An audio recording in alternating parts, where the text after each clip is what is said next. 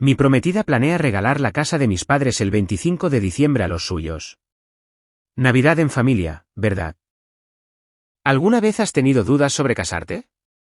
¿Te has comprometido y luego te has replanteado una, dos, o quizás tres veces si realmente lo haces porque quieres, o simplemente porque es lo que se espera de ti como adulto? Parece que casarse es el siguiente paso lógico, después de tener un buen trabajo, comprar una casa y tal vez, tener hijos. Este es mi dilema. Crecí en un hogar tradicional.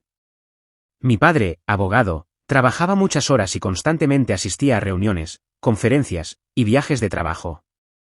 Mi madre, ama de casa, se encargaba de mi hermana pequeña y de mí. Desde pequeños, nos inculcaron valores como el esfuerzo, la importancia de la familia, el compromiso, el respeto y la responsabilidad. También nos enseñaron que era válido disfrutar, cometer alguna locura de vez en cuando, pero siempre asumiendo las consecuencias de nuestros actos. Estos principios fueron el pilar de mi educación. Mi madre es una persona muy sentimental. Recuerdo que cada vez que iba al colegio a recogerme, aunque yo no era especialmente popular o exitoso, siempre había una o dos compañeras que se acercaban a mí. A veces, me pedían ayuda con un ejercicio o hablaban conmigo porque compartíamos intereses, como la música o los videojuegos. No tuve una infancia difícil, todo lo contrario, la pasé bastante bien, con varios amigos y amigas. Sin embargo, como la mayoría de los niños, era tímido. En esos momentos, mi madre se alegraba mucho. Siempre que una chica se acercaba a mí, me miraba y comentaba, esa chica parece buena, de valores similares a los nuestros, quizás de una buena familia. Yo, siendo un niño, no pensaba en nada más que en jugar al fútbol, estudiar lo justo, y disfrutar. Pero mi madre, desde entonces, sembraba en mí la idea de encontrar buenos amigos y, eventualmente, una buena pareja. Según ella, algún día tendría que casarme, tener hijos, y continuar el ciclo de la vida. No creo que sea una mala forma de criar a un niño. Sin embargo, en aquel entonces no lo entendía. A medida que crecía, mi carácter y actitud se moldearon según la educación de mis padres. Tanto mi hermana como yo aprendimos a ser respetuosos. En casa, no había gritos ni discusiones. Si teníamos algún problema, lo escribíamos en un papel para luego dialogar de forma ordenada y resolverlo. Esto era completamente diferente a lo que vivía en el colegio o instituto, donde el ambiente era mucho menos estructurado. En el colegio, como todos los niños, nos insultábamos, escondíamos cosas, o hacíamos travesuras. Por ejemplo, a veces me invertían la mochila y luego metían mis libros de forma desordenada. Eran tonterías típicas de la edad, pero contrastaban mucho con la armonía de mi hogar. Lo que quiero decir es que tenía dos formas de ver el mundo. Una era la de mi hogar, con rectitud, honorabilidad y pulcritud. La otra, fuera de casa, en mi círculo de amigos o en el colegio, más alocada, divertida, libre, sin estándares ni guiones que seguir. De alguna manera, ambas perspectivas formaron parte de mi crianza. Me dejé influenciar por ambas y crecí bajo esas dualidades. Con el paso del tiempo, conocí a varias chicas. No puedo decir que haya tenido mala o buena suerte en el amor, pero sí he salido con varias y tuve 3 relaciones largas. En cada una de ellas aprendí cosas diferentes. Mi primera relación fue, como suele pasar, durante la adolescencia, esa etapa en la que todo es nuevo, las hormonas, los celos, y emociones que nunca habías experimentado o que pensabas tener bajo control. Surgieron problemas con los padres, discusiones, temperamentos difíciles, y el intento de imponerme frente a las expectativas y estándares que mis padres habían establecido. Mi segunda relación fue un poco similar. Fue un cúmulo de decisiones y palabras que, en su momento, no debía haber dicho. Ahí entendí algo que mi padre siempre decía, las palabras tienen significado. Pero yo, en mi necesidad de expresarme, no era consciente de cómo mis palabras afectaban a la otra persona. Hacía sentir a mi pareja que no me importaba lo que ella decía, aunque no fuese mi intención. Explicar esto es complicado, pero era como si no supiera equilibrar mi deseo de expresarme y la necesidad de ser comprensivo. Mi tercera relación duró 2 años, tenía entonces 21 años. Durante ese tiempo, llegamos a plantearnos dar el siguiente paso, pero siempre surgían excusas, los exámenes de la universidad, somos jóvenes, todavía hay tiempo para experimentar. Sin embargo, comencé a notar que mi novia tenía actitudes que me incomodaban. Nunca vi que me fuera infiel, pero sí la veía muy cercana a otros chicos, tonteando, jugando y molestándolos en mi presencia. No me considero una persona celosa, pero ver a la persona con la que llevas más de un año teniendo esas actitudes repetidamente, y no solo una o dos veces, no es algo fácil de aceptar. Esas situaciones despertaron en mí inseguridades y actitudes que ya había experimentado antes, celos, ser autoritario, y, al mismo tiempo, tratar de ser comprensivo. Todo esto chocaba en mi cabeza. Cuando discutíamos, siempre acababa yo cediendo, especialmente si ella lloraba. Intentaba explicarme, decir que no era controlador y justificar mis sentimientos, pero al final todas mis acusaciones se volvían en mi contra, y terminaba siendo el malo. Solo quería expresar que esas circunstancias me incomodaban, pero no encontraba la manera correcta de hacerlo. En medio de todo esto, mi madre siempre fue la más emocionada con cada relación que tenía. Ella insistía en que las chicas vinieran a casa, quería conocerlas y mostrarles quiénes éramos, como si fuera una medalla de honor que ella y mi familia llevaban en el pecho. Esa actitud no era solo hacia mis parejas, sino también hacia sus amigos y nuestra familia extendida. Sin embargo, yo no comparto esa forma de ser. Prefiero mantener esas cosas en privado, quizás porque no soy de expresarme tanto. Mi última relación terminó mal. En casa, mis padres, especialmente mi madre, esperaban que formalizara con esa chica. Ya llevábamos cerca de 2 años juntos, y ellos pensaban que debía empezar a tomar decisiones sobre mi futuro, casarme, tener hijos, un coche, una casa. Mi madre, con su lado más emocional, insistía en que, aunque aún yo era joven, ella se estaba haciendo mayor y que ella quería tener un nieto pronto. Me encontraba atrapado entre cumplir las expectativas de mis padres y vivir mi vida a mi manera. Este conflicto marcó el final de esa relación y dejó en mí muchas preguntas sin resolver. Por otro lado, mi hermana, que es 3 años menor que yo, también ha tenido sus desamores, como todos. Como mencioné antes, mi familia es tradicional, y en casa mi hermana era quien ayudaba a mamá con las tareas del hogar, limpiar, cocinar y aprender lo que, supuestamente, debe hacer una mujer. Además, mi padre le enseñaba a ser productiva, respetuosa, a hacerse respetar y, sobre todo, a ser una mujer autosuficiente. Sin embargo, estas enseñanzas chocaban con las de mi madre, quien le inculcaba ser sumisa, detallista y estar pendiente de su futura pareja para satisfacerla. Mi hermana siempre vivió con esa contradicción, pero logró crecer y madurar como persona. Hace poco se comprometió con su pareja, a quien conoció a los 20 años en la universidad. Después de un par de años juntos, se casaron y ahora están esperando un hijo. Es una situación completamente opuesta a la mía. Cuando cumplí 26 años, mis padres hablaron con nosotros, conmigo y con mi hermana, para darnos nuestra herencia en vida. Según ellos, de esa manera podríamos empezar a gestionar nuestras vidas como adultos responsables.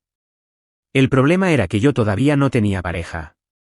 Entonces, a mi madre se le ocurrió presentarme a la hija de una amiga suya, que tenía más o menos mi edad, unos 25 años. Mi madre organizó una reunión en casa, como solía hacer, para tomar el té. Es fanática de la hora del té y tiene todo tipo de variedades, jengibre, limón, inglés, entre otros. En esas reuniones, mi madre hacía constantes indirectas para que yo coincidiera con la hija de su amiga. Insistía en que fuera a casa en el momento exacto en que su amiga y su hija estaban tomando el té. Finalmente, pasó lo que tenía que pasar. Una tarde, mientras visitaba a mi madre, conocí a la chica. Empezamos a hablar de nuestros planes, ideas, deseos y proyectos de futuro. Al principio, nuestras conversaciones eran casuales, simplemente para conocernos. Debo admitir que era una chica muy guapa, dulce, encantadora, alegre y con un físico que mostraba que hacía ejercicio. No vestía de forma llamativa, y en sus redes sociales tampoco solía mostrar su cuerpo. Parecía una persona que cuidaba su salud y se alimentaba bien. Por mi parte, también me gustaba mantenerme activo. Hacía deporte, jugaba fútbol y baloncesto, y disfrutaba leyendo. Incluso, en ocasiones, había escrito algunas historias. Desde el principio congeniamos bastante. Sin embargo, después de 3 relaciones largas, estaba un poco curado de espantos. Había aprendido que no todo es lo que parece en una relación, pero también entendía que no debía llevar los problemas del pasado a una nueva relación. Por eso, decidí empezar de cero. Un día, durante otra de mis visitas a casa, ella estaba allí y me animé a pedirle su número de teléfono. Le dije que quería conocerla mejor, y ella aceptó. Así comenzamos a salir. Mi madre estaba radiante de felicidad porque, según ella, había cumplido su misión de encontrarme una pareja ideal. Y, en cierto modo, lo parecía, compartíamos muchos gustos, como la lectura, las películas y las series. Empezamos a pasar más tiempo juntos, ella venía a mi departamento y veíamos series. Fue allí donde nos conocimos mejor, tuvimos nuestra primera vez. Todo iba muy bien, cenas al aire libre, paseos por la naturaleza, camping, e incluso hicimos algunos tours. Descubrí que me gustaban cosas que antes no había probado, como las caminatas por la naturaleza, gracias a ella. Vimos muchas series juntos, como la serie, Cómo conocí a vuestra madre, y pasamos días discutiendo teorías sobre el final y quién tenía la culpa de todo. También hicimos lo mismo con otras series, como Brooklyn Nine-Nine. Fue una época muy bonita. Así pasaron 2 años. Mis padres volvieron a darme una charla, similar a la que le dieron a mi hermana y a mí hace tiempo, cuando ella aún no se había casado. Y a sus 23, mi hermana ya estaba casada, y cuando llevaba 2 años con mi pareja mis padres me insistieron en que era momento de dar el siguiente paso. Según ellos, una vez que lo hiciera, podrían darme mi parte de la herencia, ya que mi hermana ya la había recibido. Así fue como mis padres me entregaron un montón de papeles, escrituras, cuentas bancarias, todo a mi nombre, incluyendo una considerable cantidad de dinero y propiedades. Hasta donde entendí, mi hermana heredó 2 casas, un pequeño negocio y 1/3 de la cuenta de mi padre. Por mi parte, recibí otro tercio de la cuenta, 2 departamentos en un mismo edificio, una casa en la montaña y uno de los coches de mi padre. A grandes rasgos, ambos recibimos algo similar. Lo que más me interesaba era uno de los departamentos, ya que estaba cerca de donde trabajaba, y podía mudarme allí una vez que el contrato de los inquilinos terminara. Aunque todavía no podía vivir en el departamento, desde el momento en que firmé, empecé a recibir los ingresos de los alquileres. La condición para recibir todo esto era que debía comprometerme. Así que lo hice. Organicé una cena en casa de mis padres, a la que invité a los padres de mi prometida y a mi hermana. Fue allí donde le propuse matrimonio. No era algo que realmente deseara con fervor, como esas parejas que están locamente enamoradas, que no pueden dejar de pensar en pasar el resto de sus vidas juntos. Nuestra relación era más cordial, tranquila. La quería, sí, pero a veces sentía que estaba en esa relación más por obligación que por deseo, un acuerdo entre partes para no decepcionar a mis padres. Además, sabía que aceptar la herencia también traía consigo cierta responsabilidad económica y familiar. Aunque mis padres me aseguraron que una vez que firmara los papeles, ya no podrían intervenir, yo tampoco me sentía cómodo abusando de lo que me habían dado. Lo que no sabía, y que descubrí más tarde, era que también había heredado la casa donde viven mis padres. No sé por qué hicieron eso ni por qué no me lo mencionaron. Tal vez estaba tan abrumado con el mar de papeles que firmé que simplemente no lo noté. Pasó alrededor de 1 año desde aquel día. Hace unos 3 meses, mi prometida y yo decidimos empezar a vivir juntos, como paso previo al matrimonio. Era lo más lógico, convivir para aprender sobre nuestras manías y comprobar si podríamos llevar una vida juntos antes de dar el paso definitivo. Aún no tenemos una fecha concreta para la boda, pero ella sugería que sería ideal dentro de 1 año, aproximadamente. Cuando empezamos a convivir, empecé a notar cómo era realmente. Todo comenzó de forma gradual. Ella solía salir con sus 2 hermanas, y aunque nunca le prohibí que las visitara, me incomodaba que lo hiciera cada fin de semana. Al volver, siempre me contaba los problemas y cotilleos familiares. Yo no tenía mucho interés en esos temas, pero la escuchaba por respeto, para evitar futuros reclamos de que no le prestaba atención o no la comprendía. Poco a poco comenzaron las peticiones económicas. Primero fueron 200 euros para algo que no recuerdo, luego 50 para gastos pequeños del día a día. Las exigencias de dinero comenzaron a aumentar progresivamente. 1000 euros para ayudar a una de sus hermanas, 500 para sus padres, y así la cuenta seguía sumando. Al principio, las solicitudes parecían coherentes, ya que eran para cubrir necesidades como comida o gastos indispensables. Pero pronto se volvieron abusivas, pagar regalos porque se los merecían ella, su hermana o sus padres. Una de las situaciones más complicadas fue cuando una de sus hermanas tuvo un desliz con otro hombre, lo que llevó a su marido a descubrir la infidelidad y solicitar el divorcio.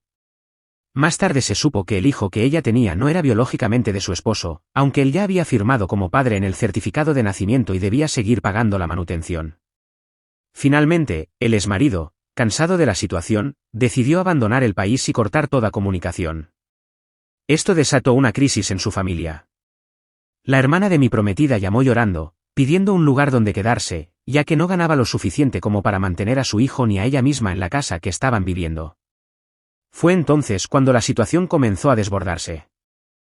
Entonces, su hermana, junto con su hijo, tuvieron que quedarse con nosotros unas semanas mientras encontraba un lugar más económico acorde con sus ingresos actuales. Fue ahí cuando tuve que empezar a usar mis ahorros para cubrir gastos relacionados con el niño, cumpleaños, útiles escolares, excursiones, comida, entre otros. Pero no solo eran para el niño, sino también para su hermana. Esto comenzó a molestarme. Más adelante, ocurrió otro incidente. El padre de mi prometida tuvo un accidente con su coche y necesitaban urgentemente un vehículo. Terminé prestándoles el mío. Poco después, me pidieron dinero para reparar el coche o, de ser posible, comprar uno nuevo, para evitar estar constantemente dependiendo del mío. Yo accedí, ya que tenía un coche de reserva, y pensé que era razonable. Sin embargo, ya había desembolsado una cantidad considerable, cerca de 3.000 euros para la hermana, dinero que aún no me devolvía. Confiaba en que los padres, al menos, serían responsables y me devolverían lo que les prestara. Les di unos 2.500 euros más. La situación no mejoró. Mi prometida comentó que quería hacerles un regalo especial a sus padres por su 25º aniversario de casados, un crucero. Aunque lo entendí, le dije que podía colaborar con una parte del dinero. Ella me respondió que no tenía ahorros, ya que estaba ayudando a su otra hermana, quien también enfrentaba problemas económicos. Parecía una gran coincidencia que toda su familia tuviera dificultades, y mi prometida se mostrara tan generosa con ellos, pero no conmigo. Intenté hablar con ella sobre la posibilidad de ayudar a mi propia familia en algunas situaciones, ya que también tenía primos y tíos con problemas económicos. Sin embargo, ella lo veía mal. Siempre decía que lo prioritario era su familia, que ellos eran cercanos, mientras que los míos eran familia extendida. Esa era la excusa que utilizaba para justificar su postura. No soy una persona confrontativa y, además, cada vez que le decía que no, empezaba a llorar. Como resultado, siempre terminaba cediendo. Esto continuó durante semanas. Empecé a sentir que, a pesar de tener un buen sueldo y ahorros, todo mi esfuerzo y trabajo se destinaba únicamente a mantener a su familia. Literalmente, vivían de mí, sus padres, sus 2 hermanas y los 3 niños, hijos de estas. Cada vez que intentaba expresar cómo me sentía, mi prometida utilizaba manipulaciones o excusas. Me decía que no era suficiente hombre por no priorizar a su familia o que mi familia estaba en una buena posición económica y no necesitaba mi ayuda.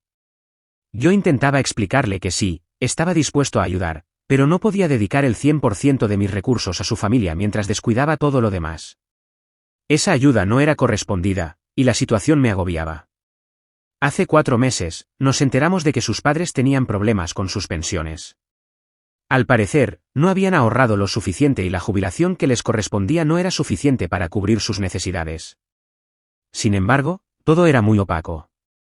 Pedí ver sus cuentas para entender mejor la situación, pero no me dejaron. Alegaron que tenían gestores y que no era mi asunto. Unos días después, mi prometida me mostró una carta de desalojo que, al parecer, llevaba meses sin atenderse. Investigando un poco, descubrí que sus padres habían dejado de pagar la hipoteca hacía más de 2 años. La carta ya estaba caducada, y ahora enfrentaban una orden de desalojo porque su casa iba a ser subastada en un mes. Cuando me enteré, confronté a mi prometida. Llevaba más de 1 año financiando a su familia, cubriendo gastos que no me correspondían, mientras ellos solo tenían que ocuparse de sus propias responsabilidades. Su única respuesta fue llorar y decir que la vida era injusta, que yo no entendía lo que ellos sufrían porque venía de una familia acomodada, mientras que ellos eran humildes. Intenté explicarle que mi preocupación no era por su origen, sino por la falta de responsabilidad financiera. Le recordé que en ese tiempo había gastado más de 60.000 euros, todo de mi bolsillo y de mi empleo, para mantener a su familia. Pero ella no lo entendía. Para ella, mi deber era ayudarla porque era su prometido, y en el futuro, su esposo. Y después de esto, la situación no mejoró. Mi prometida continuó sacando dinero de la cuenta conjunta que teníamos para financiar unas vacaciones a su hermana, quien la estaba pasando muy mal. También organizó una cena en un restaurante de lujo para sus padres, y así, los gastos seguían acumulándose. Cada vez veía como mi dinero, incluso el que mis padres me habían dejado como herencia, se evaporaba sin control. Llegó un momento en que tuve que ponerme firme. Le dije que esto tenía que terminar, que no podía seguir financiando no solo la vida de su familia, sino también sus caprichos y lujos, cosas que jamás habrían podido disfrutar si no fuera por mi dinero. Le dejé claro que yo no era un grifo que soltaba billetes como si fueran gotas de agua, y que esto tenía que acabarse. En respuesta, vinieron sus lágrimas, súplicas y, finalmente, amenazas. Dijo que me dejaría si no seguía ayudando económicamente. En ese momento, todavía la quería, podríamos decir que la amaba. Entendía su deseo de ayudar a su familia, pero no a costa de mi vida, mi futuro y el esfuerzo de mis padres. Mi padre, que venía de una familia humilde, había trabajado arduamente para construir lo que me dejó, y yo no iba a permitir que todo se desmoronara.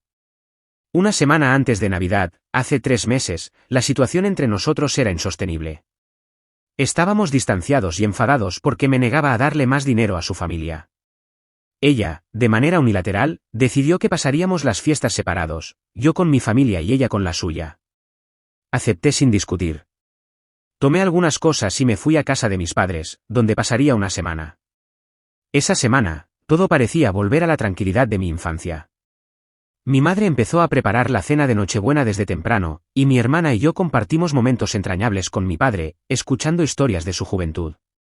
Sin embargo, ese día, mientras estábamos inmersos en los preparativos, recibimos una carta, una notificación de desalojo de la casa de mis padres. Lo sorprendente era que la carta llevaba mi firma. Al principio, no entendía nada. Jamás habría desalojado a mis propios padres, ni siquiera tendría el derecho de hacerlo porque, hasta donde sabía, la casa no era mía. Fue entonces cuando mi padre, leyendo la carta, me explicó que sí lo era. Mis padres me habían dejado la casa a mí, como hermano mayor, en la repartición de la herencia, algo que desconocía por completo. Al revisar los papeles en su momento, había asumido que solo me correspondía la parte equivalente a la que recibió mi hermana. La situación era surrealista. Ahí fue cuando sospeché que todo esto tenía que ser obra de mi prometida. La llamé de inmediato, pero no me contestó. Le mandé mensajes, pero tampoco respondió, parecía que me había bloqueado. Desesperado, intenté contactar a su familia, pero nadie respondía. Recordé entonces que, como regalo de cumpleaños, le había dado un teléfono a su sobrino. Llamé a ese teléfono y hablé con el niño. Le pregunté dónde estaba mi prometida, y el niño me dijo que estaba hablando con su madre y abuelos, entonces se me ocurrió. Le pedí que no le dijera a nadie que yo había llamado, sino que simplemente dejara el teléfono cerca de su madre para escuchar la conversación. A cambio, le prometí 50 euros. Accedió. Con el teléfono de mi hermana, grabé lo que escuchamos. En altavoz, delante de mis padres, mi hermana y su esposo, descubrimos el plan de mi prometida. Su intención era quedarse con la casa de mis padres, agotar todas mis cuentas conjuntas y personales, apropiarse de mis propiedades y, al casarnos, insistir en no optar por régimen de bienes gananciales. De esa manera, todo lo que yo tenía pasaría a ser suyo de forma legal. El primer paso era la casa de mis padres, que planeaban entregar a sus propios padres el 25 de diciembre, Navidad. Lo que mi prometida no entendía es que entregar una carta formal no significaba que se ejecutara un desalojo inmediato, y mucho menos el 25 de diciembre. Además, había falsificado mi firma, algo que podía demostrar fácilmente con un perito calígrafo. Al menos, con esta información, ya podía anticiparme y preparar mi defensa. A pesar de todo lo que escuchamos, no quería que esto arruinara nuestra cena de Nochebuena. Mi padre, con determinación, insistió en que esa noche era para celebrar en familia, aunque mi madre se veía profundamente disgustada. Era inevitable, su amistad de años con la madre de mi prometida quedaba manchada por estas traiciones. Como suele suceder, uno nunca conoce completamente a las personas. Días después, le di al niño los 50 euros que le prometí por su ayuda. Ahora, 3 meses después de todo lo ocurrido, estoy trabajando para superar esta situación y proteger lo que me pertenece. Puedo contar, más o menos, cómo terminó todo este asunto. Obviamente, el día 25 de diciembre lo pasé con mi familia. Abrimos los regalos, tomamos chocolate caliente con churros y porras, y dimos un paseo por el parque, como todos los años. Intentamos ignorar los problemas que enfrentábamos para mantener la armonía y disfrutar de ese día tan especial. El día 26, cuando llegué a casa, le dije a mi prometida que necesitábamos hablar. Le expliqué que ya había tenido suficiente, pero evité mencionar lo que sabía sobre su plan. Simplemente le dije que nuestra relación no funcionaba y que debíamos terminar. Ella, por su parte, sabía que habíamos recibido la carta de desahucio, pero no hizo mención de ello, y yo tampoco lo mencioné directamente. Comenzó a llorar y a decir que no era justo, que habíamos estado juntos muchos años y que no podía hacerle esto. Me insistió en cómo su familia iba a sobrevivir sin mi apoyo. Con firmeza, le respondí que eso ya no era mi problema. Le expliqué que había llegado a un límite, que había gastado mucho de mi dinero y que ahora mis cuentas estaban congeladas. Le informé que ya no tenía acceso a ellas, que las tarjetas de crédito que le había dado estaban canceladas, y que si quería, podía comprobarlo. Le dije que tenía exactamente una semana para recoger sus cosas y marcharse de mi casa. Le advertí que, de no hacerlo, contactaría a un abogado para investigar la carta de desahucio, la cual contenía una firma falsificada. Le expliqué que falsificar mi identidad era un delito grave y que, si no quería terminar en una situación aún peor, lo mejor sería que se marchara en paz. Finalmente, fue sensata y tomó la decisión correcta, recogió sus cosas y se marchó. Al menos se fue con dignidad. Pensé que con esto el asunto había llegado a su fin, pero me equivocaba. Poco después, mi exprometida empezó a llamarme, diciendo que me necesitaba, que me quería y que había comprendido que debía respetar mis límites. Quería volver, afirmando que la vida era muy difícil sin mí. Sin embargo, yo ya había tomado mi decisión. Le dije que lo sentía mucho, pero que no estaba interesado en regresar. Necesitaba desintoxicarme de ella y su influencia, quería alejarme y recuperarme de todo lo que había perdido. Le expliqué que durante más de 1 año y medio había estado sometido a manipulaciones y extorsiones, y que ahora lo único que deseaba era descansar, centrarme en mi trabajo, y quizás buscar algún hobby como apuntarme a un gimnasio. Esto no quedó ahí. Comenzó a difamarme entre amigos y en redes sociales, acusándome de ser un abusador y controlador. Incluso llegó a denunciarme por agresión, algo completamente falso. Fui citado a comisaría para declarar, y les expliqué que ya no tenía relación alguna con ella desde hacía tiempo. Para respaldar mis palabras, llamé a mi abogado y presenté una contrademanda por extorsión y amenazas. Mostré la grabación que había hecho gracias al sobrino de mi ex, donde quedaba claro que había falsificado mi firma para intentar quedarse con la casa de mis padres y vaciar mis cuentas. Esa grabación fue fundamental. Demostró no solo la falsificación, sino también cómo planeaba apropiarse de mis bienes y del dinero destinado a lujos y vacaciones para su familia. Con esto, logré construir un caso sólido para defenderme. Actualmente, sigo esperando cómo se resolverá todo, pero mi abogado está confiado en que tenemos un caso firme. Lamentablemente, las difamaciones de mi ex en redes sociales llegaron a los oídos de mis jefes. Mi empresa tiene políticas estrictas contra cualquier tipo de agresión o abuso, y me citaron a reuniones para aclarar la situación. Les mostré todas las pruebas, la grabación, la denuncia que interpuse y el contexto de lo que estaba ocurriendo. Les expliqué que todo era una estrategia para desprestigiarme y hacerme perder lo poco que me quedaba después de haber sido explotado emocional y económicamente. Afortunadamente, mi empresa comprendió la situación y decidieron no tomar medidas en mi contra. Esta experiencia me enseñó que, como decía mi padre, es importante ponerse los pantalones y defenderse de las injusticias. Ahora estoy enfocado en recuperar mi vida, proteger mis intereses y construir un futuro sólido. Han pasado varios meses desde aquel día, el 25 de diciembre, en el que, a pesar de todo, decidí disfrutar de las festividades con mi familia. Si algo puedo aconsejar es que, en momentos difíciles, lo mejor que puedes hacer es aferrarte a tus seres queridos y encontrar consuelo en su apoyo. A veces, los problemas son inevitables, pero en días especiales como ese, vale la pena dejar de lado las preocupaciones y recordar lo que realmente importa. Espero que quienes lean esto puedan encontrar fuerza en sus propias familias y amigos, como yo lo hice. Felices fiestas a todos, y gracias por escuchar mi historia. Este es el final. Comenta y dale like si te ha gustado esta historia, no olvides suscribirte para más historias como esta, gracias por pasarte. Nos vemos en próximos vídeos.